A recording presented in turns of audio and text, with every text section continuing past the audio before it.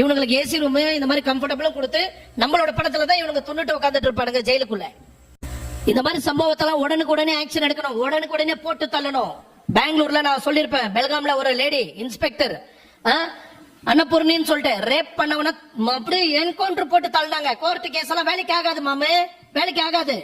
அதே மாதிரிதான் கோயம்புத்தூர்ல ஒரு மோகன்ன்ற ஒருத்தவங்க ஒரு குழந்தைக்கு ஸ்கூலுக்கு போயிட்டு இருக்கிற அந்த பொண்ணை தூக்கிட்டு போய் ரேப் பண்ணான். ரேப் பண்ண பிறகு அப்ப இருந்த நம்ம சைலேந்திர பாபு போட்டு தள்ளினாரு, என்கவுண்டர்ல போட்டு தள்ளினாரு. உண்மையிலே அவருக்கு சல்யூட் அடிக்கணும். இந்த மாதிரி நல்ல போலீஸ் இருக்கிற இடத்துல தான் இந்த மாதிரி புறம்போக்கு நாதாரிங்க போலீஸுங்க கூட உள்ள இருக்கிறானுங்க. இந்த கம்ப்ளைண்ட் எங்க போய் எடுக்க முடியல, உடனே போராட்டம் நடக்குது. 2019 நடக்கப்பட்டது. அதுக்கப்புறம் அங்க இருக்கிற மக்கள் எல்லாரும் ஒண்ணு சேர்ந்து என்ன பண்றாங்க, போராட்டத்துல ஈடுபடுறாங்க. கோயம்புத்தூர் ஃபுல்லா பிரச்சனை. கோயம்புத்தூர் ஃபுல்லா எல்லா பெண்கள் மகளிர் சங்கத்துல சார்ந்தவங்க எல்லாருமே வந்து போராட்டம் பண்ண ஆரம்பிச்சாங்க. ஜஸ்டிஸ் ஃபார் இந்த கேர்ள்ஸ் எல்லாருக்கும். அப்ப போராட்டம் வெடிக்க டிவி சேனல்ல